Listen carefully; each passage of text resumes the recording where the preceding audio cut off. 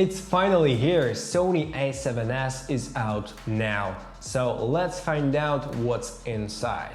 Let's go. What's good? My name is Oleg Nikitin and you're watching No Limits On, the channel about the privilege of being a freelancer, tips and pieces of advice about motivation, personal growth, some tech aspects and many more. Welcome to the channel and you're now on my tech kitchen. So a7s3 is finally out and now we know all the specs. So let's find out who's this camera for. Is it overpriced? Also, how does it compare to Sony FX9, which is shooting me right now, or even Sony FX9, which is almost doubles the price of this camera. So let's go to the specs.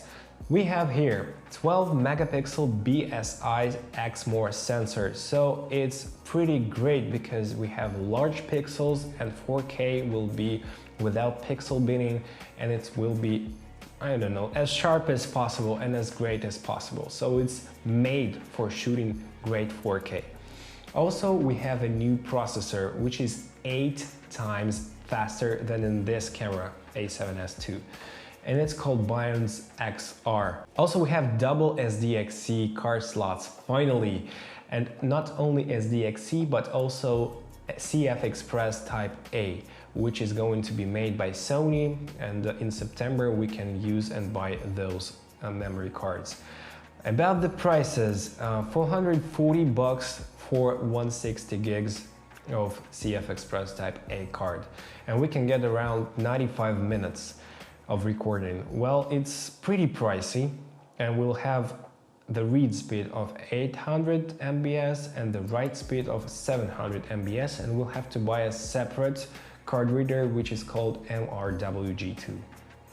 But we can also use an external recorder such as Atomos Ninja 5, which can record even RAW from this camera, but not right now because this camera, not really this camera, a7s3 outputs 16-bit RAW in 4K 60, but there is not a single recorder out now on the market which can record this amount of information and this bit depth. So we can buy the Atomos Ninja 5 for 1,000 bucks with 500 gigs of memory as an SSD and record for about, I don't know, a couple of hours for sure of the best quality 4K. We can record simultaneously to a recorder and to your both SD cards or Type A SFExpress cards. So you have 3 copies of your footage. So you cannot simply lose it somewhere because of the failure of your SD card. The next thing is the menu system. It has changed significantly. So now we have a separate sub-menu about video. So we'll have all the codecs right there and all the video related things. And now we have a touch screen. So right now we can simply swipe and look through footage. We can choose some menu options and everything else. So now it's a normal touch screen with a normal menu system, finally. We all know that Sony a7s and the a7s2 are superior low light cameras, and the a7s3 is no exception. It has even better low light. For instance, when we shoot 400,000 ISO on this camera, a7s2, we have some magenta around the corners. With Sony a7s3, we do not have this issue, so it's getting even more clean. Also about the codec, it's now, again, finally, I'm saying finally all the time, but now it's finally, even spitting on my table, 10-bit 422 internally and RAW externally. So we have 4K 30, 60 and 120 internally in 10-bit 422. That's awesome. I have to mention that in 4K 120 we have a slight crop 1.1 time, and also we have a limit of recording in half an hour. So half an hour clip, then we have to press stop and record once again. In other settings we do not have this limitation, so we can record as long as we have some space on our SD cards or the external recorder. Speaking of high frame rates, we have S and Q option, which is available in a7s3. So we have a time-lapse mode, which can shoot 1 frame per second, which is great for your, saving some space on your SD card. And for slow motion, we have 240 FPS in Full HD and 120 in 4K. Also 10-bit 422. But when you do it in S&Q mode, you get pre-slowed down clip without the sound. When you do it in a normal mode, you have the sound on and the clip is playing okay, so you have to slow it down in post. So now it's time to talk about the base ISO. This camera had a huge S-Log base ISO of 3200, some cameras had 1600 or 800 like Sony a6300. Also, they have reduced the rolling shutter a lot thanks to the faster processor, which is 8 times faster again. So you read and write every line of pixels much faster, 8 times faster. So the rolling shutter have to be not that strong. And now about the color science. A7s3 has color science from their higher, elder brother, which is Sony FX9 and the Venice cameras line. So now it's much better in terms of skin tones. It's just overall a better color science in this camera, which is great. And also you have the good old HLG profile, which is also great. And now about the exterior. So right now we finally get the flippy screen, not just this thing, but a normal flip out screen. So we can do selfies. Who wants that? Okay, it's better. Overall, it's much better than this one. The screen itself is also a little bit better. It has 1.5 million dots, so it's not the best one, but it's a touch screen and it's better than before, so it's okay. And also the best on the market EVF, which is around 10 million pixels inside. So during the sunny day, you can simply have a look into the EVF and see the picture as crisp and as sharp as possible. That's also pretty nice. Not the main feature, but I guess it's great that it's in there. And now about the different bitrates and codecs. We have a lot of them. We have H.264, H.265, we have all I, so we have different codecs and we can choose a different option if we have not that much space on the SD card or we want the best picture quality, so we can choose whatever we want. And now about the overheating issue.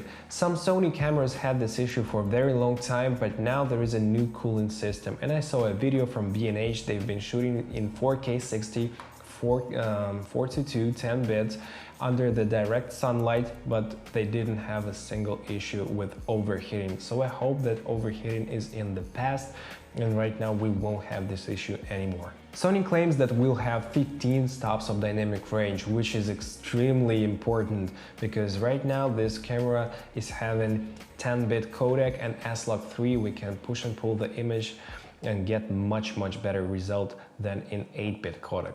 Autofocus is incredible. It has 750 phase detect phase autofocus points and also 425 contrast base AF points, also IAF, even in human and animal eyes.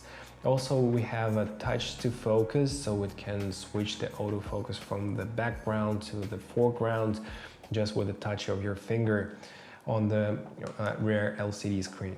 And also it has 92% of coverage, so almost entire frame is covered with autofocus points, so when it recognizes the face, it just catches it and holds it properly, which is great. I really missed the good autofocus function in my a7s2, and right now I'm very happy that I'll be having a good autofocus because, well, sometimes it's really necessary to have one. IBIS. There is a new interesting technology inside, but yes, there is IBIS, and it has 5.5 stops of stabilization, sorry. And now we have a special active mode which records the information from the gyroscope, and then later on in the special software from Sony you can stabilize your footage. It crops in a little bit, about 10%, and it gets much better results than the warp stabilizer or the internal stabilizer of Final Cut or Premiere. So it's just great that it's there. the Z battery, which is very juicy, very powerful. We have a couple of Z batteries and it can last for a very long time. Also, we have a USB Type-C connection, which is good for power delivery and connection to your laptop. And also we have here the micro USB standard connection and the microphone output and microphone input and the headphone jack. And the final thing I'd like to mention that it has a hot shoe which is a multi-interface connection, and you can plug in the special Sony XLR adapter and it will work natively. So you have some XLRs, I guess about 6 full XLR channels without some wires everywhere, just plugs into the hot shoe. And now about the price. So here is the price. Is it a lot? I guess yes, but since we live in very techy, geeky world and the competition is very high, so I guess this price is pretty fair for this beast of a camera. Not this one, a7s3. And now I'd like to talk who's this camera for. I guess this camera is for videographers that are pushing and pulling the best from the smaller cameras, from the elder cameras like Sony a7S, a7S2, or even Canon cameras or Nikon cameras, and they want something more than just 8-bit codec. Also, it's great for small productions, and I guess it's a very great camera for, it's a complementary camera for Sony FX9, and maybe it's even better in some aspects. How does it compare to Sony FS7 or even Sony FX9? Well, I guess we'll find out. I want to sell this camera, Sony a7S2, and then buy Sony a7S3 and then compare it side by side with my Sony FS7. And maybe if the Sony a7S3 is getting better, maybe I'd sell my Sony FS7 because it's so big and heavy. It's a great camera, but if I have all of the same features and settings and even better in the smaller body, well, it lacks ND filters and professional audio connections and timecode and SDI, but those are the things that are not very necessary for me, at least.